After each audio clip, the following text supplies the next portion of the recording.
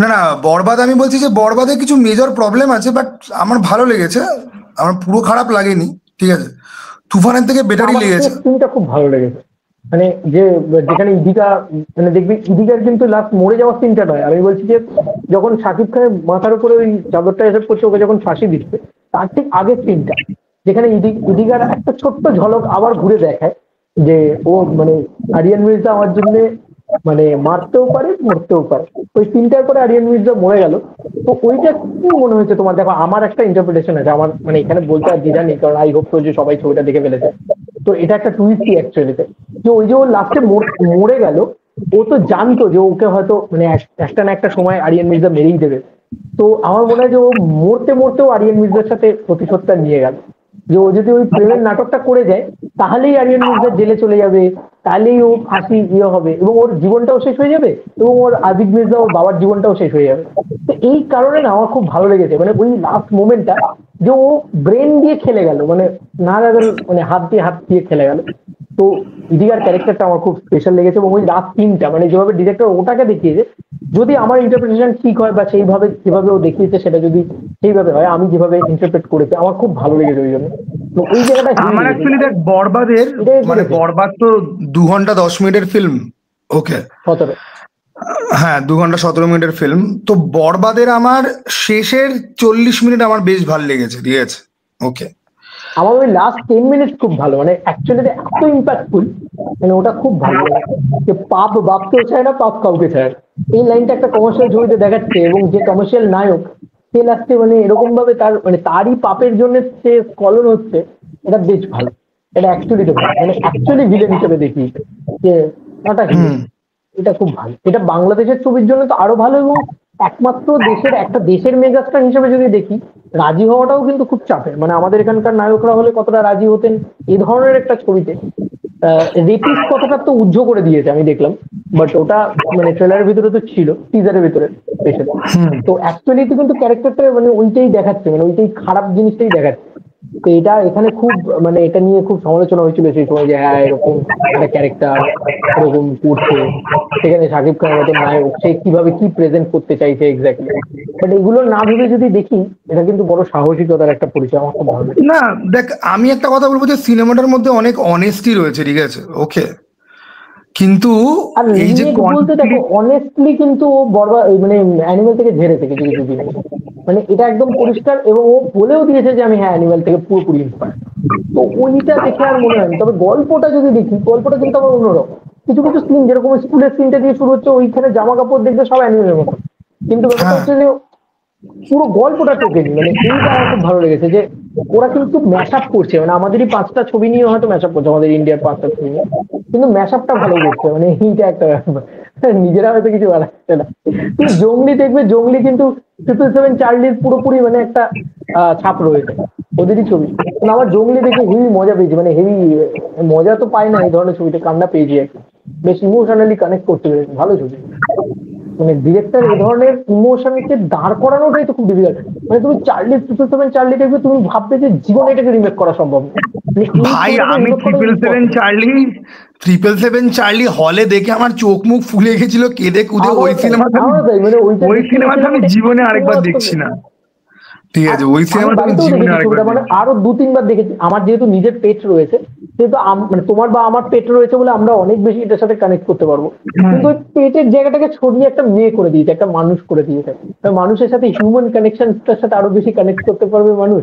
তো বাংলাদেশ তো পেটের সাথে অতটা কানেক্ট করতে পারবে না, ওইটুকু সরিয়ে দিয়ে বাকি গোটা ছবিটাকে সিমিলার রেখেছে। আর লাস্টে একটু মানে কঠুন ড্রামা ইত্যাদি এগুলো ঢুকিয়ে যায়। বাট আমার মনে হয় যে অ্যাজ ইট ইজ ওই মানে ইমোশনটাকে ওয়ার্ক করানো, ওটা খুব ডিফিকাল্ট। মানে আমার এটা মনে হয় যে ইমোশনাল ছবির ক্ষেত্রে বরবাদের মতন ছবি কি স্পেকটাকেল দিয়ে তবু তুমি দাঁড় করাতে পারবে, একটা কমার্শিয়াল ছবি স্পেকটাকেল দিচ্ছ, মশালা দিচ্ছ, ডায়লগ বাজি দিচ্ছ, সেগুলো করে দাঁড়াবে। কিন্তু ইমোশনাল ছবি আরো খুব মুশকিলের ব্যাপার। তো ওটা ওরা খুব সাকসেসফুলি করতে পেরেছে। আমি এটাই দেখলাম যে আরে ভাই আমাকে কাঁদাতে পেরেছে লাস্টের সিনটা, একটা কবর খোঁড়ার সিন আছে সিয়াম আহমেদের, খুব ভালো, দেখো। তুই দাগি দেখলি? দাগি দেখা হয়নি, দাগি দেখা হয়। আসলে চরকিতে ওই মানে টিকিট কেটে কেটে দেখছিলাম, তো জঙ্গলিটা টিকিট কেটে দেখলাম, ইয়েটা টিকিট কেটে দেখলাম, বরবাদটা টিকিট কেটে দেখলাম, দাগি দেখি পুরোটা সাবস্ক্রিপশন বলছে আরে এই 400 টাকা, বরবাদ তুই ডাউনলোড 400 করে টাকা দেখেছিস? বরবাদ যখন না লিক বরবাদ হয়েছিল একদমই ডিফারেন্ট। না না না, বরবাদ ডাউনলোড করি মহারাজ তুই কি সত্যি সত্যি কি তুই কি এতটা সৎ?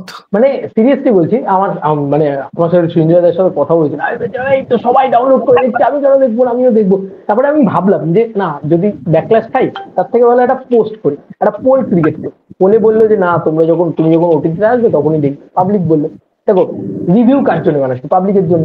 তো ভাই পাবলিক যেটা বলছে, পাবলিক যে বললো দেখে নিই। বুঝলাম। আচ্ছা মহারাজ, এবারে একটা কোয়েশ্চেন করি।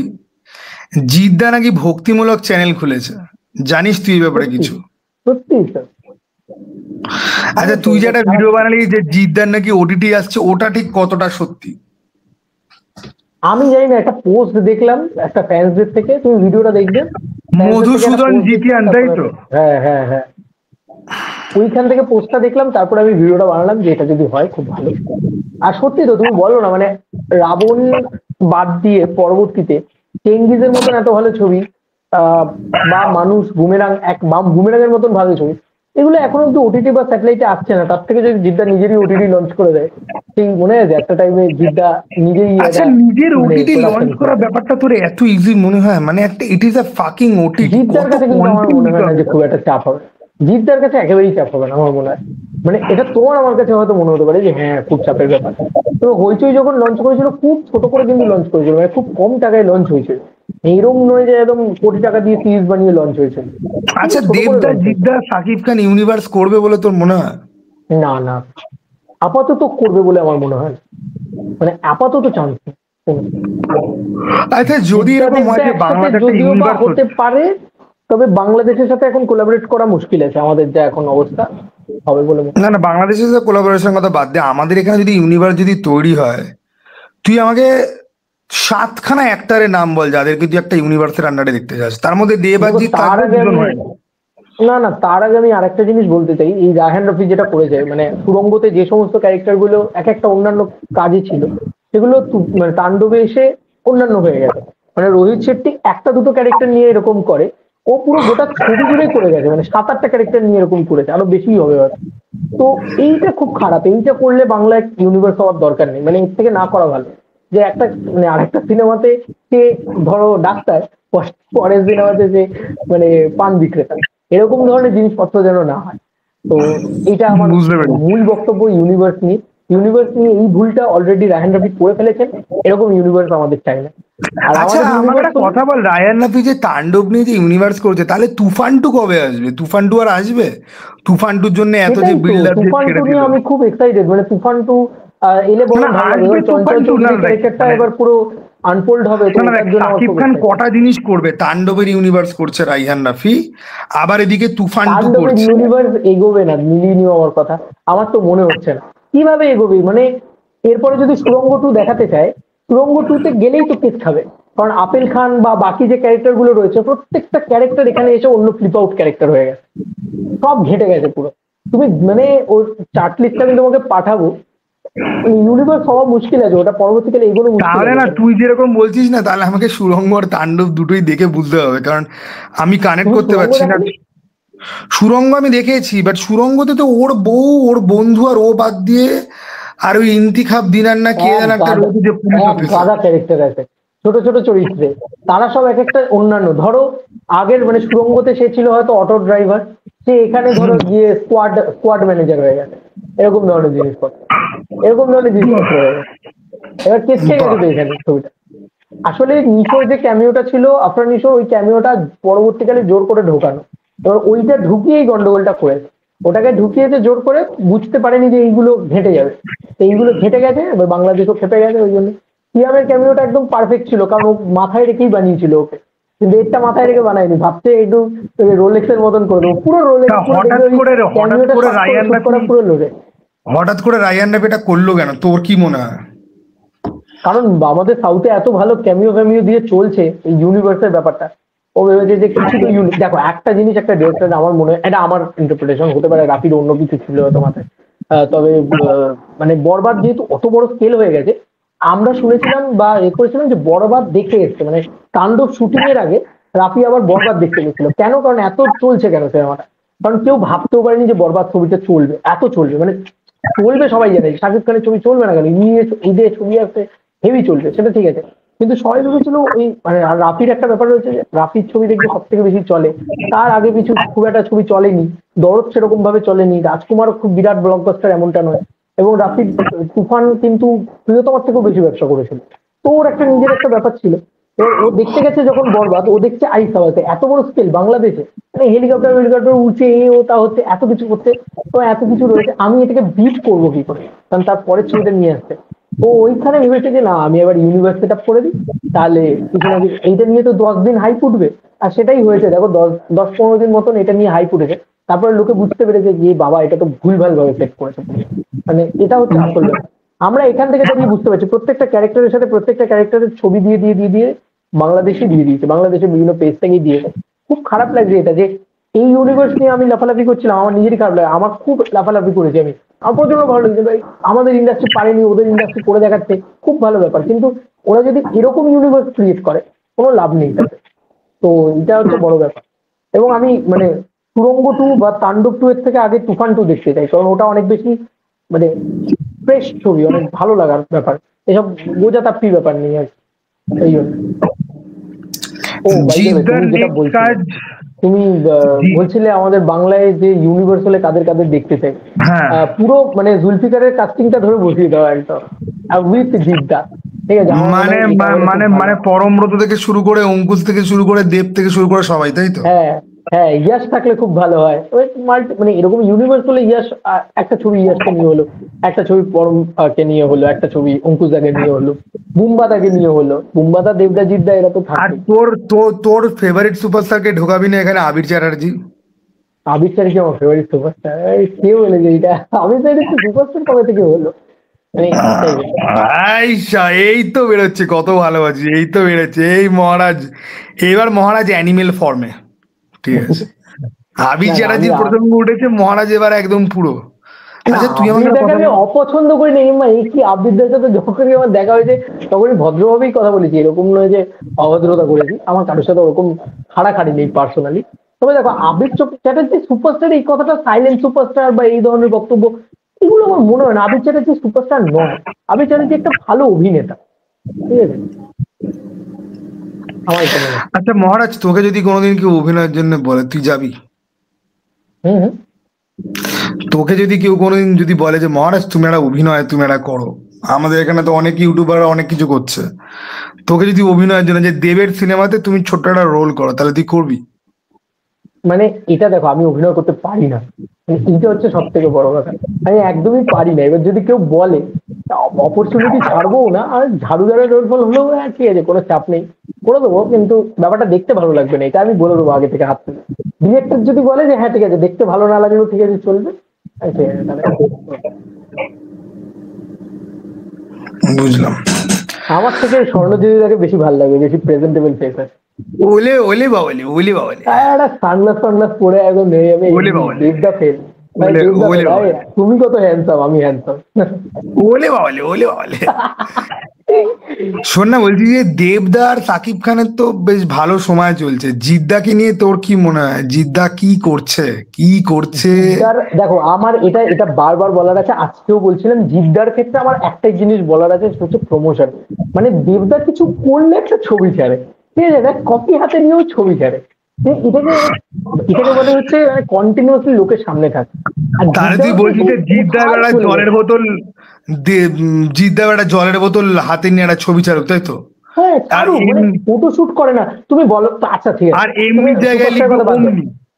যা খুশি করুক, কিন্তু ব্যাপারটা হচ্ছে জিদ্দা, দেখো জিদ্দা একটা টাইমে, তখন তুমি জিদ্দার পেজ খুলে দেখবে, মানে প্রথম দিকে বলছি 12-10 এরকম টাইমে জিদ্দা আলাদা করে ফটোশুট করতো, মানে তখন এরকম আলাদা করে ফটোশুট করতো এবং মাঝে মাঝে মাঝে মাঝে সেই ফটোগুলো ছাড়তো, কি লাগতো জিদ্দাকে দেখতে, ঠিক আছে, ওটা তো কন্টিনিউয়াসলি একটা হাইপ, এখন হচ্ছে মানে জিদ্দার পেজটাতেও কন্টিনিউয়াসলি রিল আসে, মানে সিনেমা সিন কেটে কেটে কেটে কেটে আপলোড হয়, আমি জানি প্রচুর টাকা আছে ওটাতে, অবভিয়াসলি ওটা বন্ধ করতেও বলছি না, মানে জিদ্দার পেজ থেকে বন্ধ করলে ভালো হয়, বাকি পেজগুলো যেরকম চলছে চলুক, এবার জিদ্দার পেজটাতে যদি একটু এরকম ফটোশুট করা ছবি, এই যে রিসেন্টলি দেবদা কিছু ফটোশুট করেছে, এরকম ধরনের ফটোশুট, এবং এই যে অনন্ত সিং এর যে ইয়ে হচ্ছে, এই যে শুনছিলাম আজকে আপডেটটা বেরিয়েছে যে অনন্ত সিং এর জন্য জিদ্দা লাঠি খেলার জন্য প্রস্তুতি নিচ্ছে। এবার এখানেই আমি বলছি যে প্রমোশনটা কিরকম দরকার দেখো। আমি টিমকেও বলবো, মানে এই যে টিমটা রয়েছেন অরিত্র দা থেকে শুরু করে প্রতিদিন দা, সবাইকে আমি রিকোয়েস্ট করছি, বস প্রমোশন করো। কিছুই না, জিদ্দা লাঠি খেলছে, একটা লাঠি নিয়ে জিদ্দা যদি এরকম একটা ছবি দেয়, তুমি বলো তো কি লাগবে দেখতে। এবং ওই ছবিটাই তো এক্সেল সিনেমাটা প্রমোশন। তো মানুষকে তো জানাতে হবে, মানুষকে, আর মানুষের, তোমার আমি তোমাকে জাস্ট বলছি, রঘু ডাকাতের সময়, রঘু ডাকাত তো সবাই জানে নামটা, 4 বছর ধরে নামটা শুনছে। তারপরেও দেবদা ঘোড়া, মানে ঘোড়া চালানো শিখতে গেছে, ঘোড়া চালানো শেখার সময় ভিডিও করছে, ছবি ছাড়ছে, এটা করছে ওটা করছে, এখানে শুটিং শেষ হলো, ওখানে এইটা হলো, কন্টিনিউস অনবরত মানুষের সামনে রয়েছে। তো এইটা না আমার কোথাও গিয়ে মনে হয় যে জিদ্দার প্রচন্ড ভাবে দরকারি।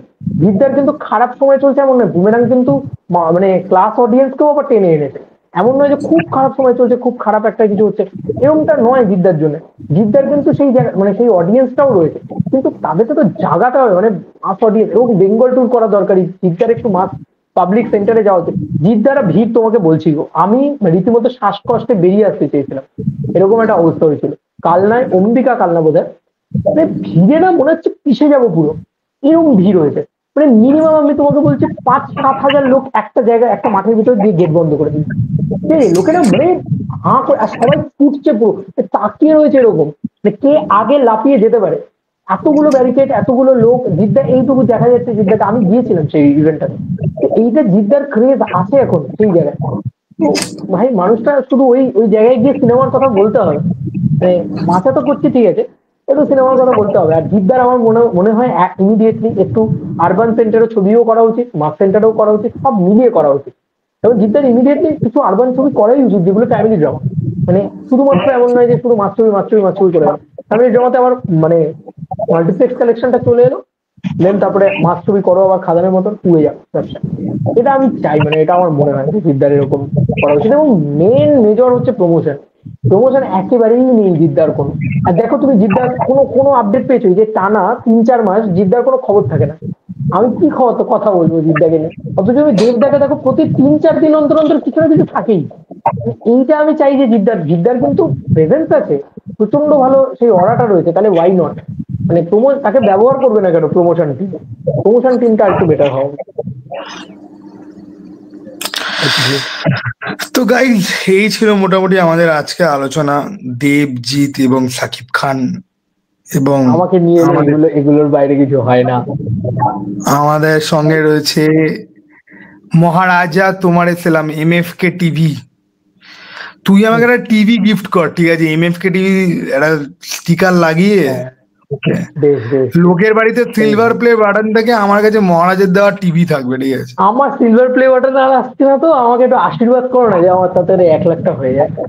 আমি তোকে আশীর্বাদ করছি, সিলভার কেন, তোর ডায়মন্ড প্লে বাটন তো চলে আসুক, ঠিক আছে?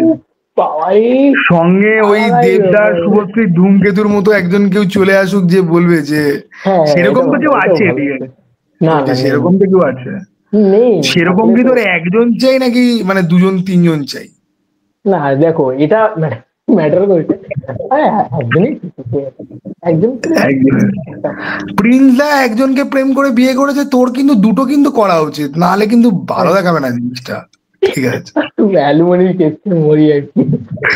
আরে অ্যালিমনি, তোর মাথাতে অ্যালিমনি ঢুকেছে কি? তুই কি আমার আমার পোস্ট বেশি দেখিস না কিন্তু ফেসবুকে, ঠিক আছে?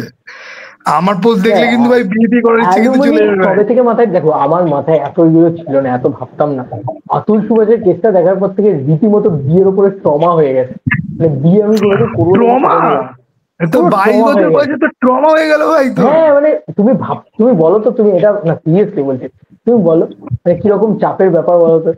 বিয়ে করলাম সুখে শান্তিতে রোজগার করবো বলে, খেলা হঠাৎ করে ডিভোর্স দিয়ে বলছি যা না রোজগার তার থেকে বেশি অ্যালুমিনি চাইছে, কি করবে ভাই মানুষ। এখন রাত 12টা বাজে, এইসব টপিকে কথা বলতে শুরু করলে কিন্তু দেখবি যে কখন সকাল 8টা হয়ে গেছে, স্বর্ণবতীদা থামছে না, ঠিক আছে? ওকে ওকে। এটা ঠিক। আর আমি তো জানিস ভাই, স্বর্ণজয়িতা বিয়ে করছে না, না না, আমি তো ভাই জানিস ভাই যে toxic parasite women basher, always remember that. কি নাম দিয়েছে বলো তো তোমাকে, এটা কে দিয়ে? আমি আমি বড় বড় মানুষদের নাম মুখে নিই না, ঠিক আছে? ওকে। আমি কিন্তু জানিস তো, আমি কিন্তু জিদ্দার নেক্সট প্রজেক্ট নিয়ে কিন্তু আমি কোনো ভিডিও করবো না, ঠিক আছে? মানে আমি করিও নি, ইনফ্যাক্ট আমি কিন্তু করিনি, আমি কিন্তু করবো না।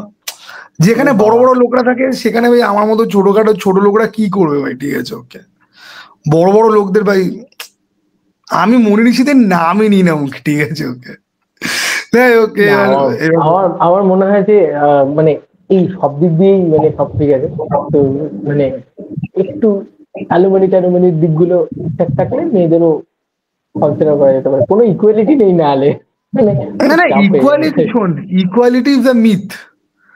কারণ দেখ, তুই খালি ভাব, একটা মানুষের কাছে অপশন রয়েছে যে সে ঘরে থাকবে না সে কাজ বাজ করবে, আরেকটা Yes, মানুষকে লাইফে প্রতিষ্ঠিত হতেই হবে। হতেই কোন হবে। ধরনের ইকুয়ালিটি?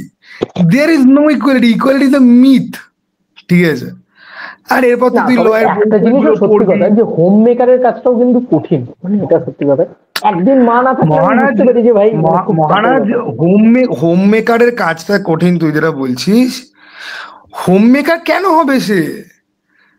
দেখ, যে কোনো বাড়িতে রান্নার জন্য লোক থাকবে, ঘরের কাজ করার জন্য লোক থাকবে, বাসন মাজা, ঘর পোছার জন্য, ঠিক আছে। হ্যাঁ, এগুলো কিন্তু সত্যি কথা। ব্যাপারটা হচ্ছে যে একটা জেন্ডার তারা এটা জোর গলায় বলতে পারছে, what ever I do, either I be a house wife or either I be a working woman, this is my choice, যে আমি হোম মেকার হব না আমি ওয়ার্কিং ওম্যান হব।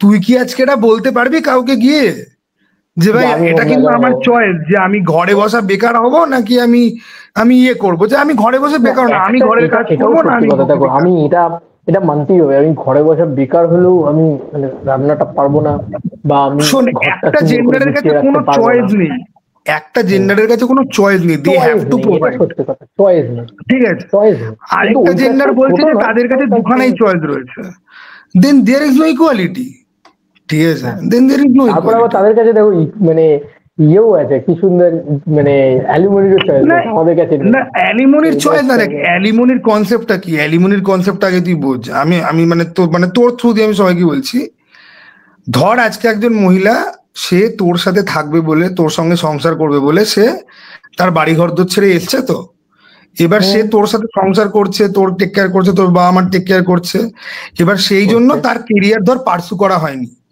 এবার তুই আজকে 3-4 বছর বাদে তুই একটা অন্য মেয়ের সাথে প্রেম করলি, তুই এই মেয়েটাকে তুই ডিভোর্স দিয়ে দিতে চাস, তখন মেয়েটা কোথায় যাবে?